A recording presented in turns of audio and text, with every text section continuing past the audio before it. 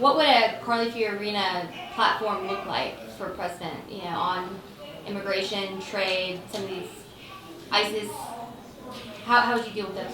Well, look, I haven't made a final decision to get into the race yet. I'm not a candidate yet. Hypothetical. But I think what I said in my speech is that we now need to tackle fundamental reform of our government. Our government is huge and powerful and costly and complex, but it doesn't work very well.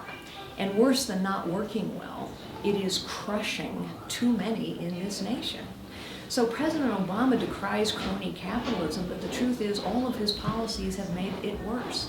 Liberals actually make crony capitalism worse. As an example, income inequality is worse, poverty is worse, the middle class is worse off.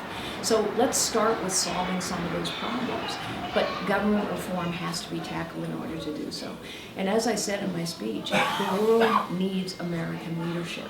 America is a force for good in the world. It doesn't mean you rush off to war, but it does mean that we understand that the world is a more dangerous and more tragic place when America is not leading. And that means we have to have the most powerful military capability in the world and the most powerful economy in the world. And we have to have the courage to confront our adversaries and the wisdom to know when not to act as well. Ms. Fiorina, to follow up on your answer previously, can you name some specific examples of ways in which the American government is crushing Americans? Yeah, let's just look at what's going on with small business. Let's look at what happened with Dodd Frank. What happened with Dodd Frank? The agencies that started the financial crisis and the housing bubble in the first place, Fannie Mae and Freddie Mac, are still in place. We put Dodd Frank in place. 10 banks too big to fail became 5 banks too big to fail.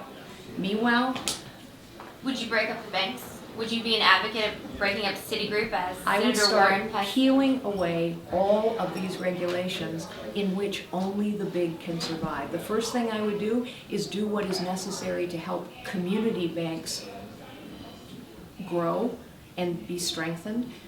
The next thing I would do is make sure that families and family-owned businesses and small businesses are getting a line of credit. They are not getting a line of credit today. And so you see in Main Street America, all across this country, small businesses not able to get the capital they need to grow. But perhaps most fundamental, I would start with a change in mindset. You know, when the bailout of General Motors happened and thousands of union jobs were saved, many more thousands of jobs all across America were destroyed when small businesses, suppliers, auto sales companies, small family-owned businesses, when they went belly up. And guess what? So in other words, more jobs were destroyed out in America than all the union jobs saved combined. And no one in Washington said a word. So you would have allowed General Motors to go bankrupt if you had been president? I don't ever look back and say woulda, coulda, shoulda. But you just gave that as an example. What I gave as an example is that people in Washington decided that the only thing worth paying attention to was big business and big labor. And meanwhile, small business and just ordinary jobs out there, nobody paid any attention to that. By the way, we've had entire industries go through bankruptcy proceedings. The airline industry, just to take one example. We've had entire industries go through bankruptcy proceedings. That was a political decision. All right, we have a flight. I have a flight because I have to be in India tomorrow to chair a board meeting of Opportunity International. If I miss this flight, I will miss my flight to India. So I'm sorry, that's the very last question. Thank you so much.